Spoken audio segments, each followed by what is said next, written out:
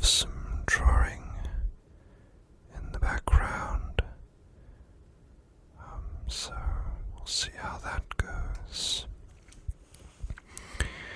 I thought I'd illustrate to you what our workspace looked like, and don't worry, I haven't forgotten about my favorite job, which I am yet to reveal to you. I haven't forgotten about it, don't worry. But how did our little cafe look like? What did it involve? Well, it was a series of benches which looked a little bit like this. Our sink was over here on the right hand side. We had a fridge back here. We had a microwave here. And we had the coffee machine back here.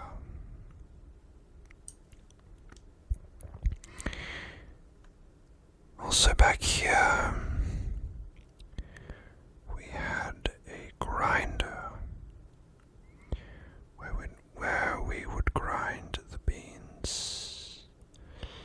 I believe it was back here. And we had a little bin, one of those little bins for the used grounds as well. And we had 4 stations.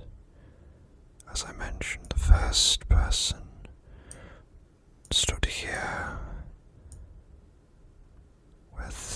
with at times a little pencil or something. Give him a little pencil. There we go.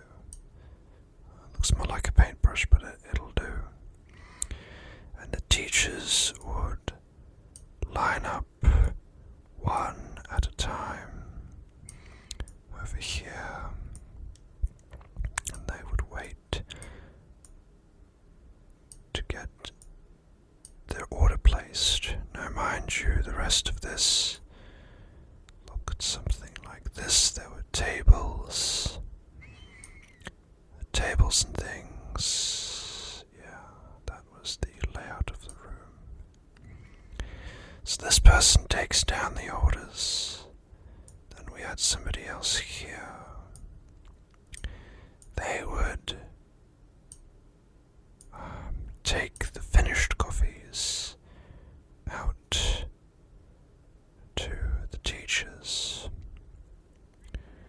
And sometimes it would have been more comfortable for them to stand out here. And because this person would have to wade through the entire kitchen and then bring out the coffees, which was sometimes a little annoying.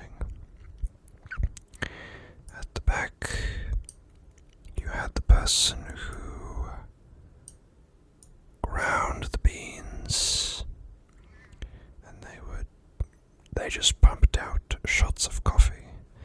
That was their job. That's all they did. And then you had the last person. And this was my favorite job. This is what I like doing best.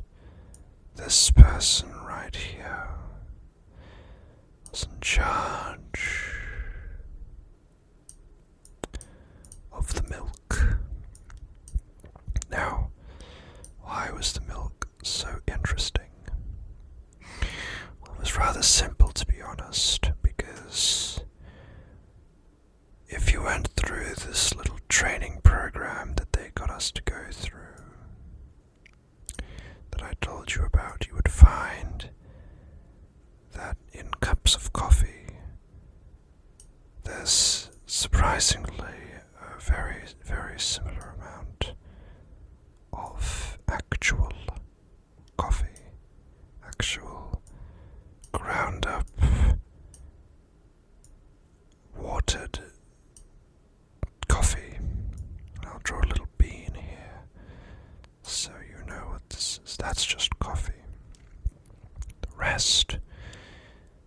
was just milk, and foam.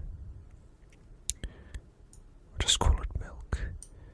And the difference between things like lattes and flat whites and things is how much milk you have and how much foam you have. Now, I like doing this because it's very exciting. You get the milk, you put it in the little silver spout thing, and you turn on the hot steam, and it'd make a wonderful sound, and you had to make sure the milk was swirling around that little metal thing pretty well.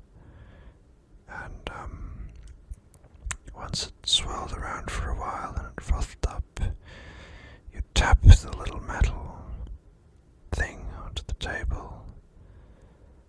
It was a nice little move that every one of the baristas did. And then you'd pour the milk.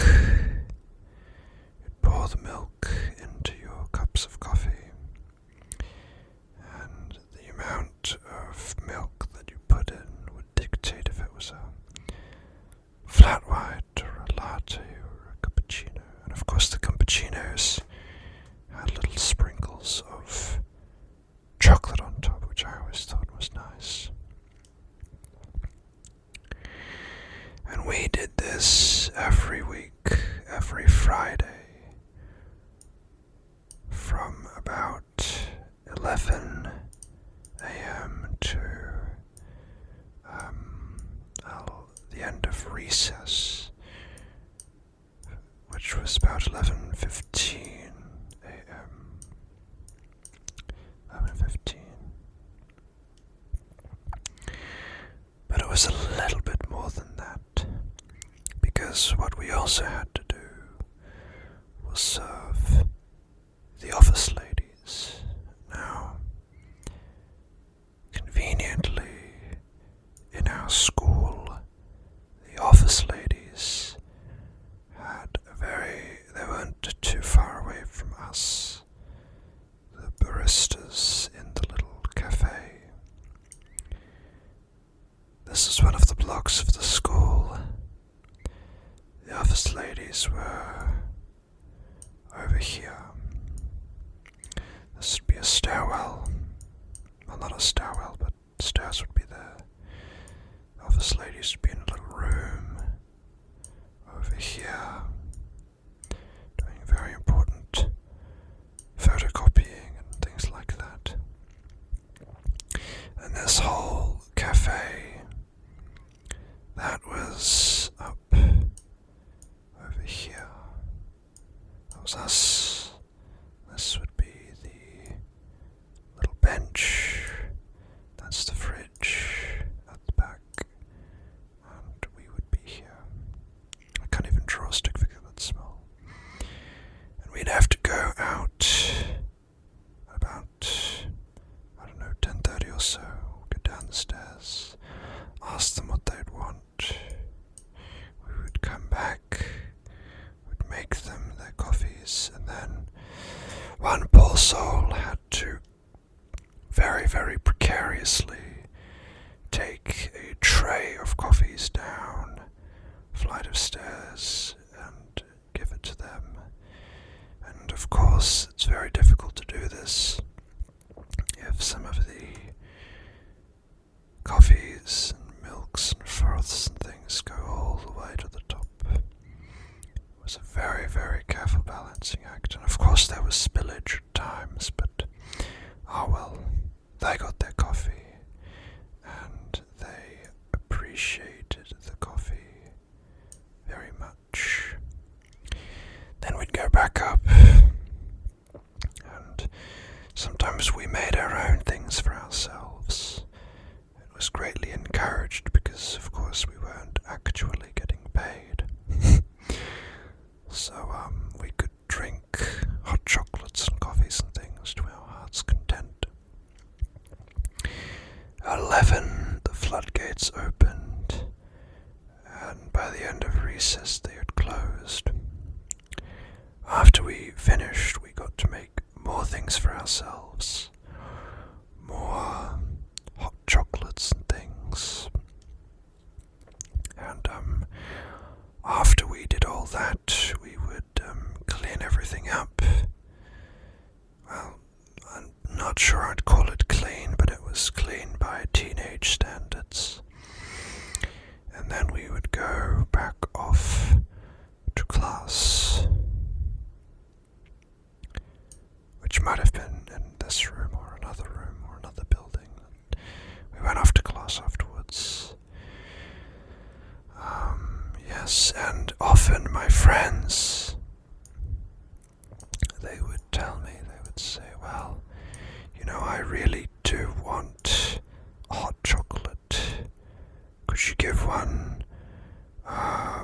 Could you make one for me?